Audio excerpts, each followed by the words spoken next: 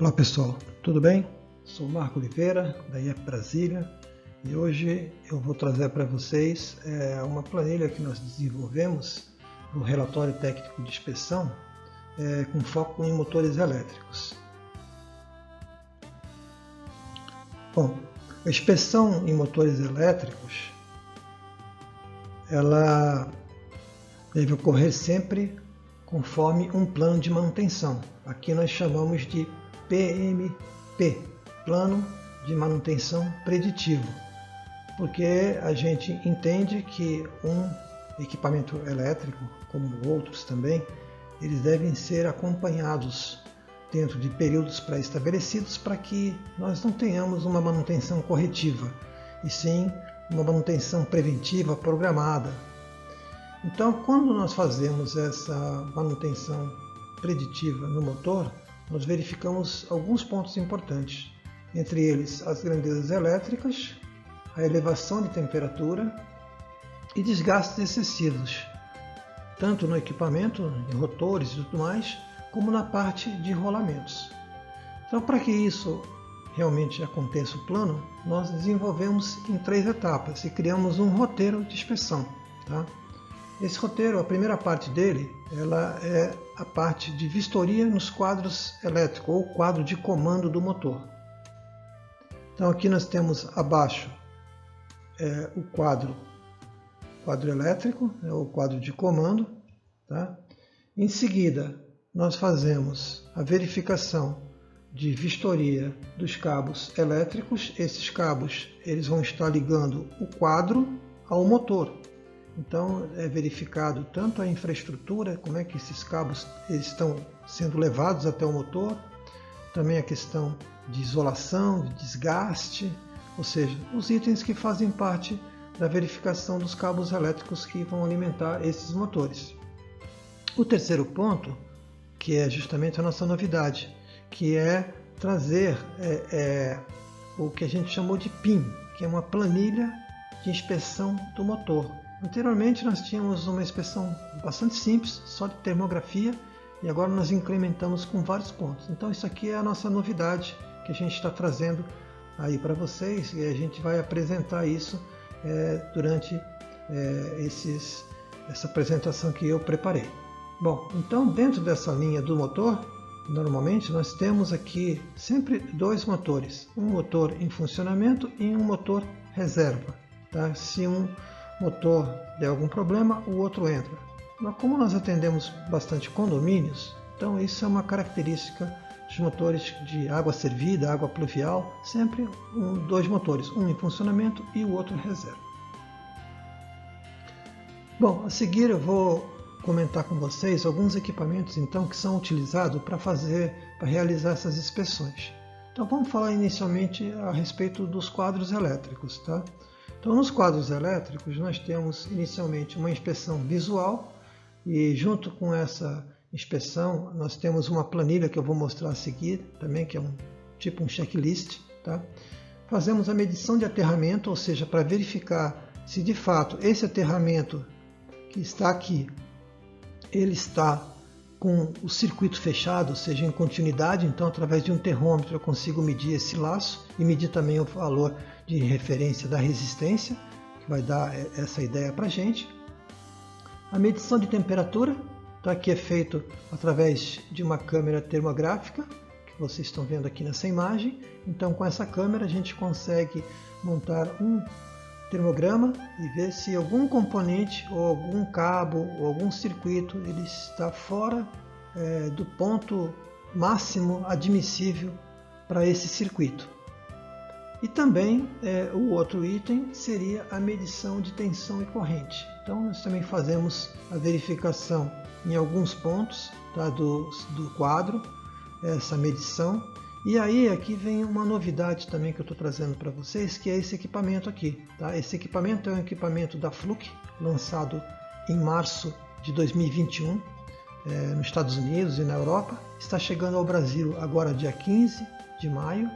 E nós, inclusive, a nossa empresa está adquirindo um produto desse, porque ele tem algumas características bastante interessantes que eu vou apresentar a seguir. Bom, A parte dos motores, então, o que nós podemos fazer aqui em termos de vistoria?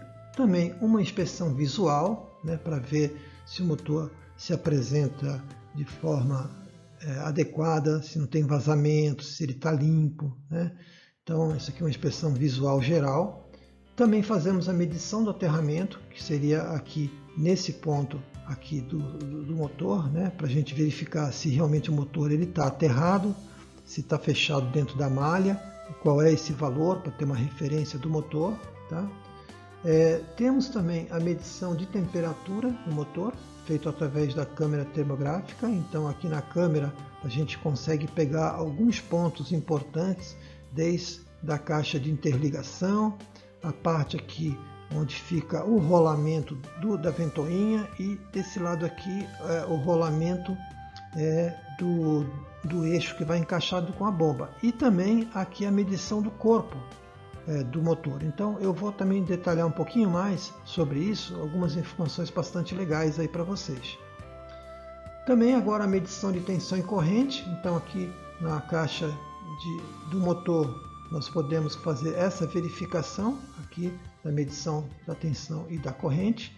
E aí vem esse detalhe desse equipamento que a gente já pode observar aqui nessa imagem, que esse equipamento ele mede a corrente e a tensão sem ter um contato físico, apenas com a garra. Ou seja, essa é o lançamento e o pulo do gato aí que a Fluke descobriu. Então eu vou ter aqui a indicação aqui de corrente, que nesse caso está dando 7,2, e a indicação de tensão, que está dando 230 volts. E tem mais uma série de outros recursos que eu vou explicar a seguir. E o outro ponto importante é a medição de vibração. Então, através de um medidor de pressão, não, de vibração, através de um medidor de vibração, nós vamos poder verificar, no caso, então, aqui, as medições de vibração tanto da máquina, né, quanto dos rolamentos, que é o que a gente chama de envelopamento. Tá? Então, na planilha nova, eu já vou depois explicar um pouquinho a respeito desse tópico, que seria a parte de vibração do motor, que a gente dá para fazer também um acompanhamento bacana. Tá bom? Bom, aqui nessa imagem a gente pode ver então os equipamentos que fazem que nos ajudam na inspeção elétrica, e também a planilha que nós utilizamos. Então, como foi falado anteriormente, eu tenho aqui a medição de aterramento, aqui a medição de temperatura e a medição das grandezas elétricas através do medidor da Fluke. Então nós temos essa planilha baseada na 5410 e na NR10, em que temos 3 itens principais, que são acesso ao local, inspeção externa e inspeção interna. Então aqui a gente coloca se cada item está em conformidade ou não, e depois isso aqui vai ser transportado para o nosso relatório.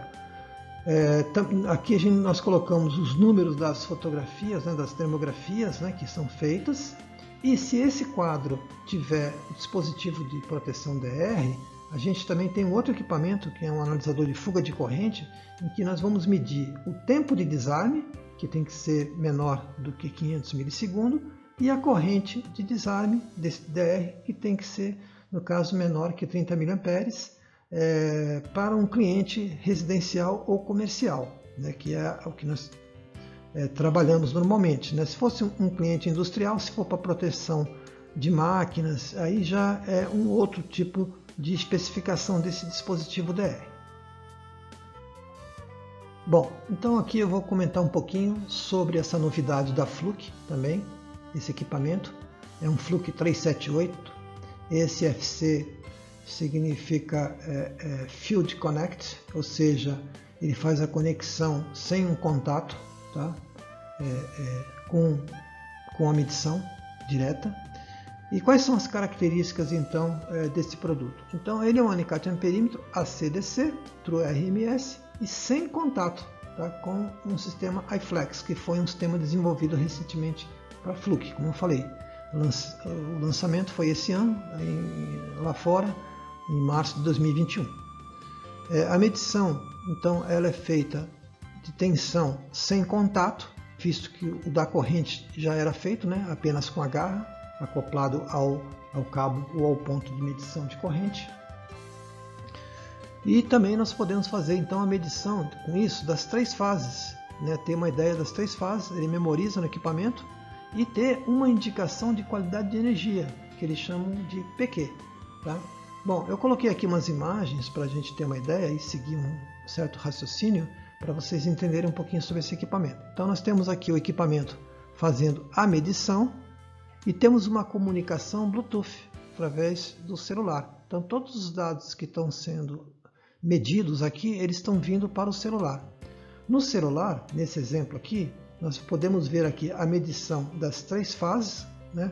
L1, L2, L3, e nas 3 fases a gente já tem a medição da corrente e da tensão ao mesmo tempo, como a gente pode observar nessa outra imagem aqui. Ó. Nessa outra imagem a gente já vê aqui, ó, o valor da corrente, que está 13,7, e o valor da tensão, que está 234, tudo ao mesmo tempo. Então eu vou ter aqui uma série de parâmetros, configuração, inclusive nessa parte aqui que eu não coloquei na imagem, mas tem uma parte gráfica, então eu consigo fazer um log, ou seja, ter como se fosse um trend, né, de dados, né, como se eu tivesse, por exemplo, fazendo a medição da tensão, né, então se a minha tensão aqui, nesse ponto aqui é 240 volts, né, ela vai estar aqui oscilando dentro dessa faixa e mostrando nos intervalos do período de tempo, vezes a tensão, como é que está sendo o comportamento. E tudo isso aqui ele é salvo dentro da coleta de dados e é jogado para a nuvem. Né? Então na nuvem eu vou ter esses dados lá memorizados. Então é bem legal, bem interessante. E aqui, nesse ponto aqui, vocês podem ver, o PQ, ele faz aqui então a indicação da qualidade de energia, em que ele pode verificar a questão das harmônicas de tensão, das harmônicas de corrente e do fator de potência. Por quê? Porque também tem um cabo aqui, ó, que está bem nesse cantinho aqui, ó, ligado no neutro. Então, além desses 2 cabos, eu tenho um cabo de neutro, que está ligado no equipamento. Tá? Então, eu estou fazendo a medição de tensão e corrente aqui, e mais o cabo de neutro. Com isso, eu consigo calcular fator de potência, harmônicas de tensão e harmônica de corrente. Eu estabeleço limites inferior, médio e máximo, e ele vai indicar para mim todas essas condições de medição. Tá? Aqui do lado a gente tem uma outra imagem que é os acessórios que vêm com o equipamento, então vem também as pinças, né? Ele vem aqui também com uma medição de corrente até 2.500 amperes, então para correntes maiores, né, que a gente queira colocar dentro de um cabo e tal, uma condição que possa oferecer mais algum tipo de risco e deixar lá fazendo a medição, então até 2.500 amperes AC e DC. Esse equipamento aqui, ele deve chegar no Brasil, aqui pelas informações que eu tenho, em torno de R$8.000. Tá? É um valor caro, né, para equipamento para as nossas condições, né, aqui no Brasil, mas infelizmente o preço é esse. A gente conhece a qualidade Fluke também, então é o preço que vai ser disponibilizado ao mercado em torno desse valor. Como eu comentei, nós já fizemos a reserva de um equipamento desse, nós vamos receber agora por volta de meados de maio, porque ele vai ser muito útil para a gente nas nossas inspeções. Bom, eu também fiz um levantamento aqui para a gente dar uma olhadinha nas principais falhas de motores elétricos, baseado nas informações da WEG. Né? A WEG é uns fabricantes aí, uns players mais tradicionais, não só no mercado brasileiro, mas no mercado hoje mundial. Né? Eles têm alta tecnologia, qualidade de produto e tudo mais. São os maiores fabricantes hoje de motores do mundo, a gente pode considerar, e é um orgulho até para a gente aí no Brasil. No tempo que a gente vive, né? Estamos precisando desse tipo de coisa. Bom, e quais seriam essas falhas então, as principais do motor? Elenquei algumas aqui que eu peguei no informativo. Então, uma corrente alta com o motor rodando a vazio, certo? Então nós podemos ter uma tensão acima desse especificado, frequência baixa, rotor descentralizado e apresentar defeito nos rolamentos. Então, se eu tiver essa característica, eu vou ter esse tipo de falha. Também, agora, considerando a corrente com o motor, corrente alta com o motor em carga, também vou ter tensão fora do nominal, posso ter uma sobrecarga no motor devido à corrente está alta em relação a essa carga, frequência, correias esticadas, rotor, arrastando no estator, ou seja, outros tipos também de falhas devido a essa característica de corrente alta com carga. Também problema de resistência de isolação baixa, quando nós temos, então aqui questão de aterramento e tudo mais, então a gente pode ter problemas de ranhuras e danificado na parte do eixo do motor principal, problema de cabinhos, algum cabo cortado, pode apresentar baixa isolação, cabeça da bobina encostando na carcaça, presença de umidade de agentes químicos, presença de pó sobre o bobinado, ou seja, tudo coisas que levam a apresentar essa característica de resistência com isolação baixa. O item seguinte seria a parte de aquecimento dos mancais, né? Então aí a gente levanta feito com a parte de termografia, né? Que a gente comentou. Então, devido aos esforços que podem ter na parte axial e radial das correias, podem gerar aquecimento nos mancais, um eixo torto, tampa frouxa ou desbalanceada, falta ou excesso de graxa, também nas duas condições ela leva a esse aquecimento, e algum material estranho que possa estar contaminando essa graxa, né? Então aqui são todos esses fatores que podem levar ao aquecimento dos mancais.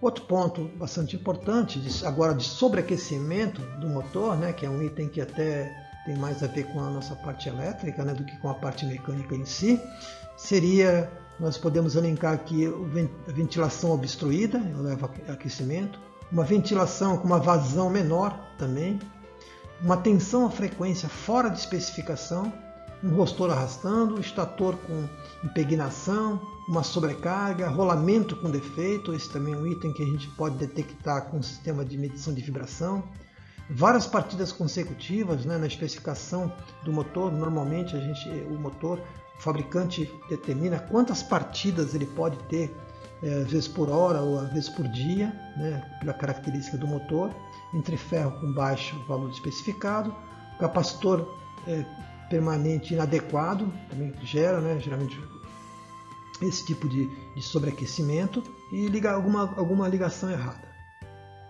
Também a questão do alto nível de ruído, né, ruído inclusive audível, né, esse ruído ele pode ser caracterizado por um desbalanceamento, por um eixo torto, por um alinhamento incorreto, por um rotor fora do centro, ou rolamentos também gastos e danificados.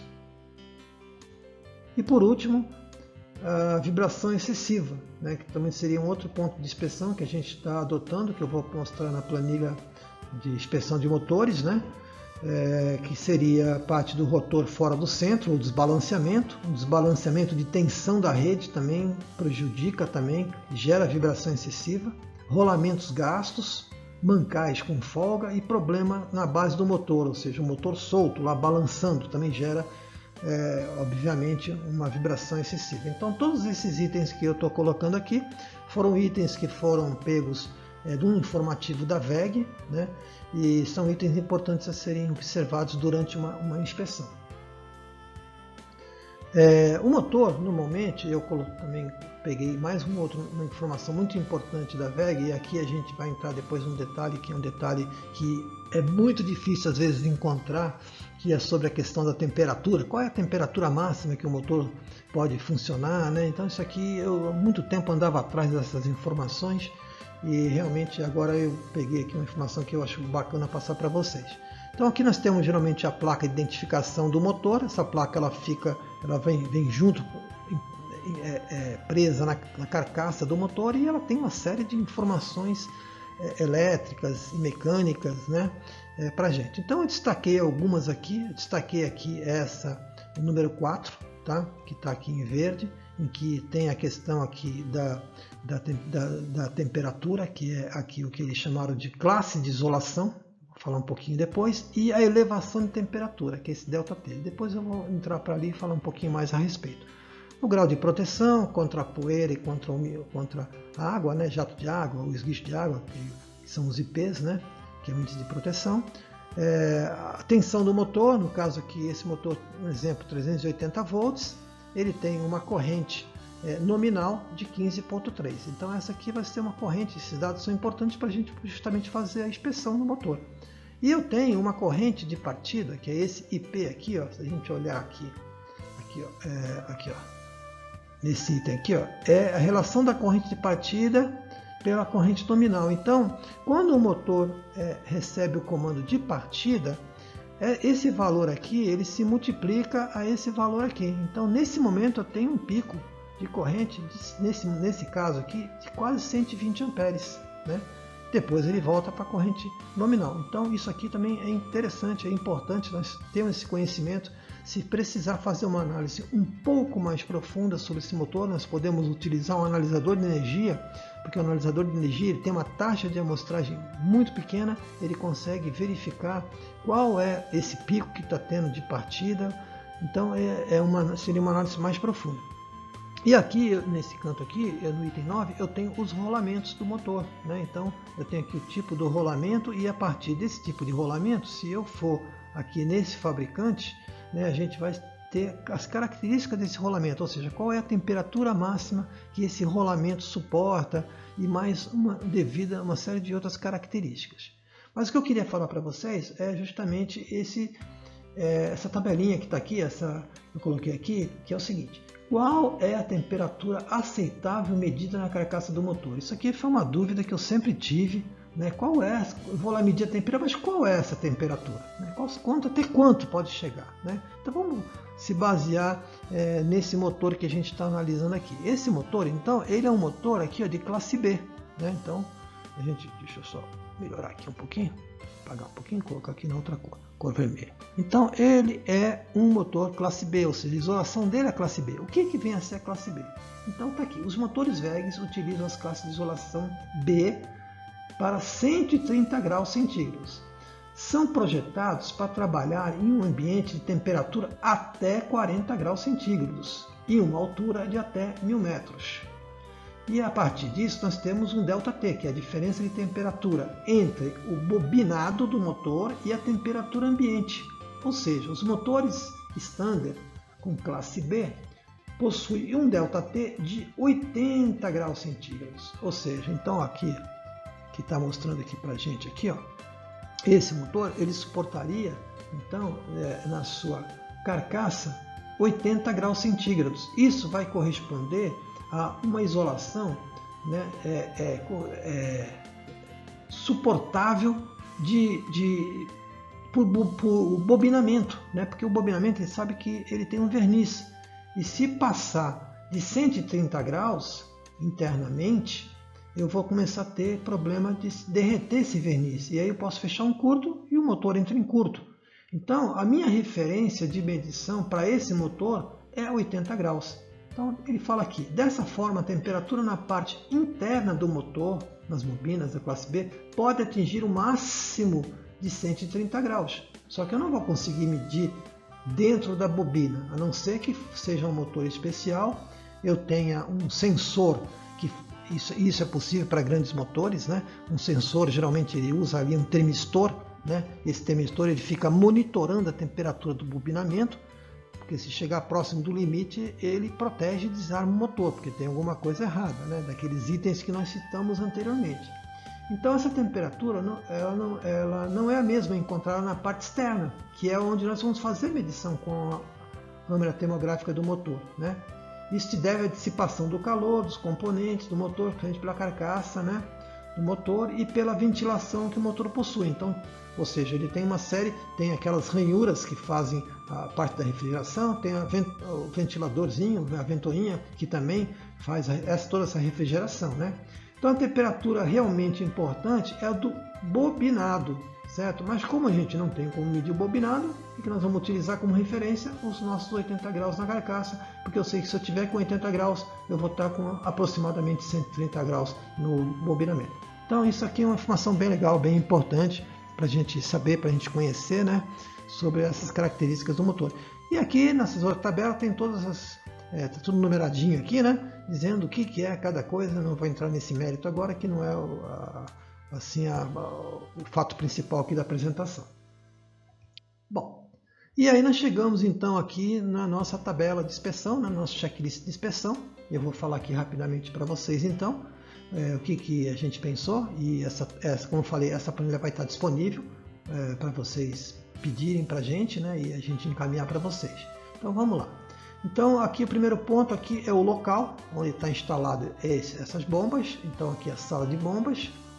A gente coloca também o quadro, porque nessa sala às vezes podem existir outros quadros. Então nesse caso aqui é o quadro de distribuição de força das bombas de água potável. É interessante nós tirarmos uma foto também da placa de identificação do motor para futuras consultas e informações que tem aqui para a gente colocar aqui na nossa tabela. Aqui ao lado eu coloquei só uma imagem, não é a imagem real do motor, é uma imagem para a gente ter como referência, né, as medições horizontais e verticais e também a axial, se for necessário fazer. Aqui eu coloquei 4 medições, tá? Sendo 2 horizontais e 2 verticais.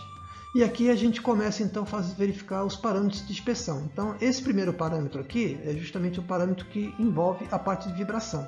Então a gente colocou aqui 1 e 2, né? Então eu tenho aqui a parte horizontal, vertical 1, vertical 2. E aqui o equipamento que nós estamos utilizando, que é um equipamento, é um KX300, tá? De medição de vibração. Como esse motor aqui é um motor para 5 CV, então nós vamos ter aqui 5 CV, nós vamos ter as características de vibração aceitável para esse motor. O motor até 15 CVs, aqui tem uma graduação no equipamento, até 15 CVs a gente pode considerar esses pontos de vibração. Ou seja, se tiver abaixo de 0,71 tá bom, se tiver abaixo de um ponto ou outro tá aceitável. Se tiver até 4,5 já entra no ponto de atenção, e se tiver 7,1 vai estar crítico. Então a gente vai lá, faz as medições, coloca aqui as medições aqui e automaticamente a planilha vai mostrar em que ponto que está as bombas. No caso são 2 bombas, a bomba 1 e a bomba 2, que está aqui, e aqui os pontos. Então nós tínhamos aqui na bomba 1 2 pontos que estão ok, um ponto que está em alerta e um ponto que está em perigo, porque está 7.3, o meu limite é 7.1, está aqui, então está acima do meu limite, ok? A bomba 2 ela está num estado melhor, tá praticamente tudo ok, e só aqui no ponto 2H, tá? Que seria aqui, esse ponto aqui, ó, que é o ponto que ela está um pouquinho alta, já está em ponto de alerta. Então aqui seria a parte de medição de vibração. Depois nós temos uma parte de ruídos, né, que a gente pode fazer, aqui no caso eu coloquei uma questão audível, né, uma ausência ou não de ruído, mas você pode medir também fazer essa medição quando o motor estiver ligado, ver quantos decibéis, né, e aí colocar na planilha aqui e verificar no local, né, assim, se o local comporta, tal, se não está atrapalhando até as pessoas de trabalhar e tudo mais. Depois eu tenho aqui outro ponto que seria uma inspeção visual, onde eu vou verificar a caixa de ligação, os cabos elétricos, tem vazamento de água, como é que está a limpeza do equipamento, como é que está a fixação, tem os itens, os critérios. Então, nesse caso aqui, esse motor que estava apresentando problema, ele já está apresentando algum ruído e ele tem já está um pouco sujo, tá? Está com uma sujeira um pouco nele, então tudo isso pode levar para esse ponto aqui de vibração acima do limite. Já o motor 2, ele está ok, tá? Não está apresentando nenhum problema dessa questão visual. O outro item seguinte seria a parte do item das grandezas elétricas, os parâmetros elétricos. Então, o que eu vou estar medindo aqui ao mesmo tempo? Eu estou medindo aqui a tensão da fase R e a corrente da fase R. Então, na fase R, o que era o esperado era 220 amperes. Eu posso colocar aqui também a corrente nominal do motor, tá? Nesse caso aqui ele é um motor de 220, então eu estou considerando aqui 14,7 amperes, tá?